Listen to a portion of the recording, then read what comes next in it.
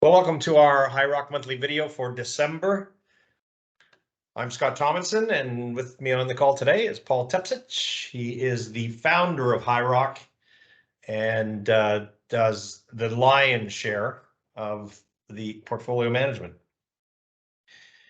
So let's quickly get to November. November was an interesting month for us outside of financial markets.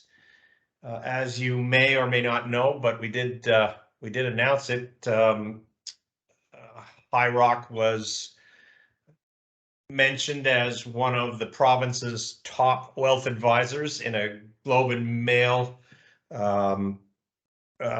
ranking of the country's most effective financial advisors. So congratulations, Paul. I think we've put together a great team, and it's excellent to be recognized. Yeah, good work by the team, not me. That's for sure. It's a team effort. You're part of the team, my friend. This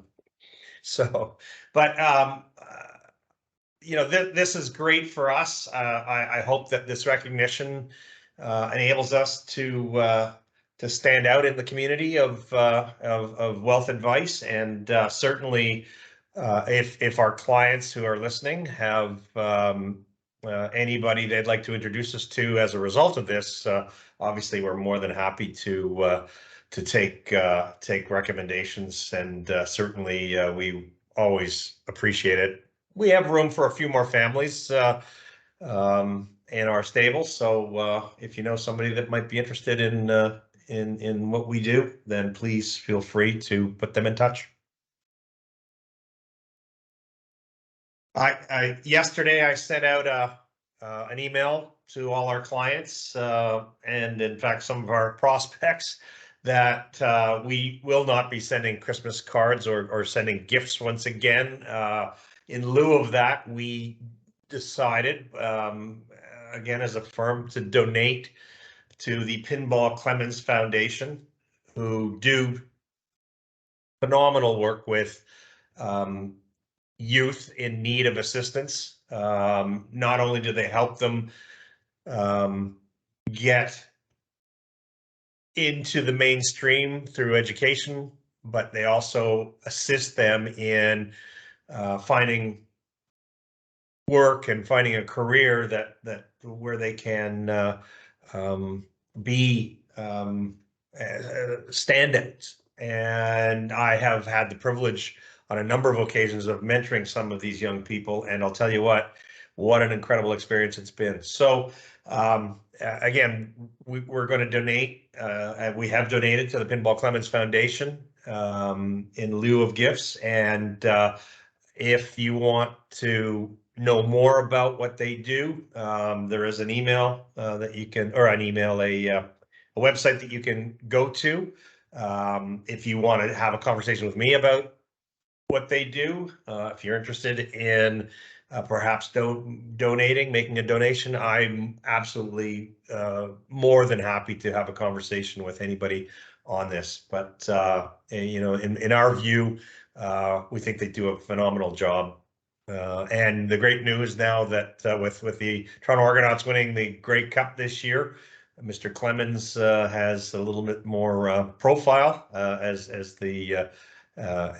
one of the leaders of that organization. So it's great, and he's got big plans to increase the number of youth that they in their outreach program, and that means they've got to raise lots of money. So again, I'm happy to have these conversations with people if they're interested in having them.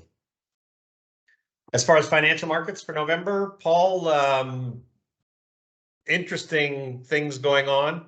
It looks like a much better couple of months, October and November, for financial markets, and as a result for our client portfolios.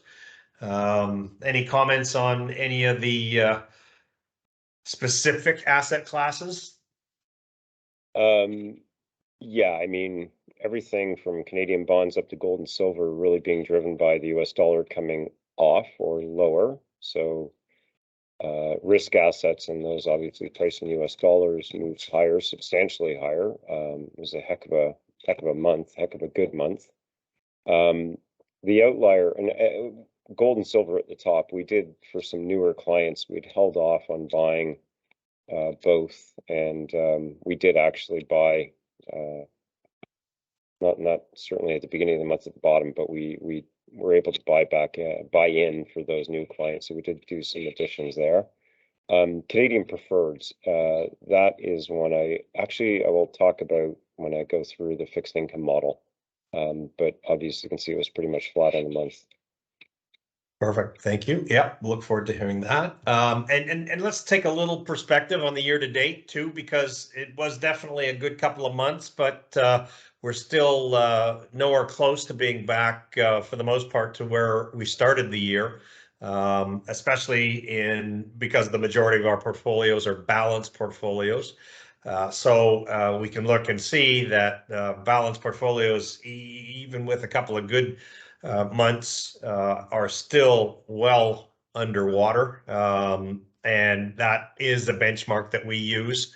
You'll find, I think, to the most part, that our client portfolios are significantly have had significantly stronger performance than what the benchmark is. But we also have to keep in mind something too, when we're looking at the benchmark, it does provide over the course of a year cash distributions, and we have to consider those in the total return. So when you're making comparisons, we want to look at more than just what the price has done. We want to look at the price plus whatever distributions, and balanced portfolios still down 8.25% on the year. And I think if you look at your portfolios and make comparisons, you'll certainly see a significantly better performance. But again, everybody's portfolio is different, and therefore, if you do have any questions, please, I am wide open and more than happy to have conversations around your specific portfolios. Paul, want to talk a little bit about how your special mandate high yield portfolio did? Yeah, we have a couple in there. One is up substantial double digits, but he has a lot of concentration and uses leverage. But the high yield mandate that we have for other clients, they had another really good month.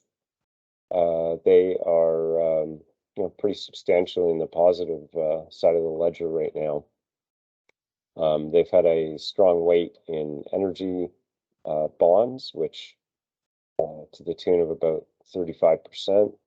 It served them quite well, as these companies have really strong fundamentals, even with the volatility in oil and gas. But that's really served them well. And some of those bonds we own in our private client mandates as well. So that in our tactical mandate or tactical model, so that served us well. So we Excellent. continue moving forward with that. And again, if anyone knows people they think it might be, and our existing clients as well, if you think you want to have a discussion about what we do in that mandate, please reach out. Excellent. Again, we're always focused on the long term, and we know that in the long term, there's lots of things that we have to keep our eye on in the short run. But one of the themes, I guess, that we're working with is managing client expectations for the future. What we saw from 2010 until 2021. That kind of performance is not likely to continue moving forward, and we've already seen witness to that in 2022. But I think there's a huge amount of investors still out there who have expectations for continued future double-digit returns in equity markets. And again, I'm another conversation that I would love to have with anybody who wants to go down that path and discuss what it is that our expectations are for the future, and how a portfolio should be potentially allocated for what we expect. Okay, let's talk about the economy just a little bit. As we've talked about, and as Paul has certainly alluded to in past videos, we think inflation has likely peaked. However, that doesn't mean that it is coming down as quickly as it went up. I think that's out there in the future, and it's certainly the focus of the central banks going forward, and will determine how much, if they continue to raise interest rates and what pace they do, or whether they pause, and then whether or not and what the timing will be for interest rates to start to come down. We do anticipate that higher interest rates will inhibit the consumer to a large degree. Certainly, I would expect that consumer activity will slow significantly as we head into 2023, because households' debt obligations and the cost to service that debt have increased significantly, not only for those with variable rate mortgages, but those who now have renewing mortgages at significantly higher interest rates. Another conversation that I'm happy to have with any of our clients about their specific situations with regards to their debt issues, and what our expectations are for interest rates going forward. So, Paul, I don't know if you've got anything to add to this. Yeah, I've written a few blogs on it, and I'm of the firm opinion that inflation has peaked, which means rates have basically peaked. We do have the bank tomorrow and the Fed next week with regards to their overnight lending rate, and I'm sure the bank will go 25 or 50, and the Fed will go 50 next week. But I think the bulk of it is done, if not done, or will be done after these next two meetings this week and next week.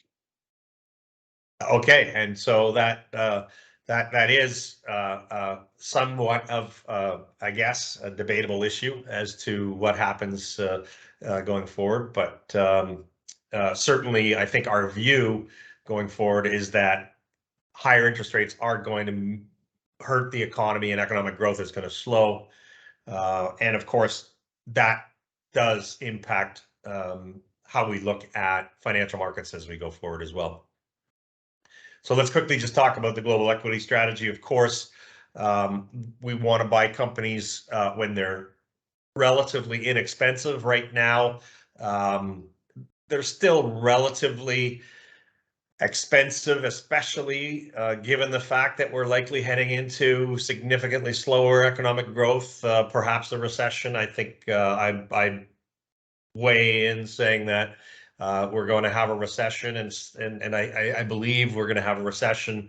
And while it might not be as deep as the recession of 2008, 2009, I think it will probably take a little bit longer to come out of, because of the impact of higher interest rates on the household, and especially households who have recently made significant home purchases and have significant mortgages attached to those. Paul, your comments, if you have any? No, I don't disagree with that. I think that's what's going to drive central banks in sometime in 2023 to be cutting rates aggressively, because we will likely go through a bit more of a hard landing. The one thing I would say too is, Scott, you've talked a fair bit about the consumer and households. Savings rates are very low. Floating rate debt has been is going to be a killer if it isn't. Well, it already has been a killer, and refinancing of certainly mortgages is going to be a killer. So the consumer, I think, will weaken even further. But one thing that's actually in pretty good shape are companies, and perhaps not the big tech companies, because they are going through massive layoffs, and those are high-paying jobs. But I'll tell you, just in general, looking at kind of corporate bond metrics, credit metrics in the high yield space and whatnot, these companies are actually in very good shape still. So we'll see how affected they are during a slowdown, and that will likely dictate whether it's a harder landing or a softer landing. And that you can just keep on going. keep on going because you're right there. So the tactical model, we didn't we had one small addition near the end of the month. We added some share it junior subordinate bonds, and we only got a very small amount, probably 15% of what we needed, unfortunately, and that's all we're going to be buying at this stage. So that is sort of in addition to our share stock that we own, which I think is extremely cheap, and largely it's not our biggest trade right now, but I think it will be in 2023. We had some pretty much everything in the tactical model added value through the month of November, whether it was equity or the high yield distressed bonds that we own. Fixed income, I did mention one of the first few slides, Scott, on preferred shares kind of being flat on the month. We are in the process right now, we've been doing so for over a month, of selling some of our what are called rate reset preferred shares. Those are ones that are basically the coupon or the dividend on the preferred shares float every 5 years. So when interest rates go down, that's one of the metrics that helps those preferred shares in particular go up in price. Now rates have actually gone up a fair bit here, obviously. So we think rates have peaked, and we want to own more fixed rate bonds. I actually may have got that backwards. Sorry. When rates go up, the preferred share rate resets improve in price. So when rates have peaked and go down, we want to own fixed rate preferreds. So we're in the process of swapping out of rate resets into fixed rate. That's one thing we're doing. Also within fixed income, our investment grade and our high yield bonds recovered with rates moving lower. Rates have come off rather substantially over the past month. So, 5-year or 10-year Government of Canada bond improved by about 80 odd basis points. Same with the US 10-year. So it was a very substantial move, and that continues even today. So people don't get confused when you hear about rates going up. The central banks only affect the overnight lending rate, not out the curve. 5-year, where most mortgages are set, 10-year, a lot of corporate borrowing goes on the 10 and 30-year part of the curve, so based on government bond yields. So the last thing I would say is it looks like coming into the end of the year, we might get paid another consent fee on our Rogers communications bond that we bought back in the summer. If they don't get this deal done with Shaw, Rogers purchasing Shaw, by December 31st, we will get paid another consent fee. So that'll be a few points of consent fee paid our way. A little added year-end bonus, right? A little bit. Yeah. Excellent. That's brilliant. Okay, well, thank you for that. And just a reminder that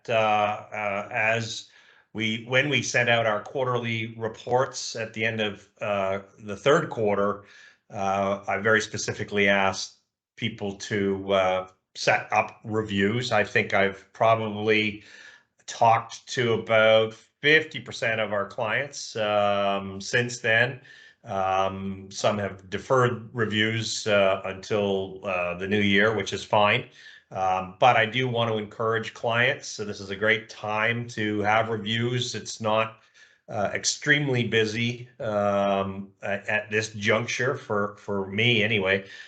So I've got lots of time for you. And if you want to get in touch, then please do so. And with that, this is our last video of the year. So on behalf of Diane and Paul, I want to wish everybody the very best of the holiday season, and wish you all a happy and healthy and prosperous 2023. We'll be back at the beginning of January with our first video of the new year, but Until then, I hope everybody has a wonderful holiday season.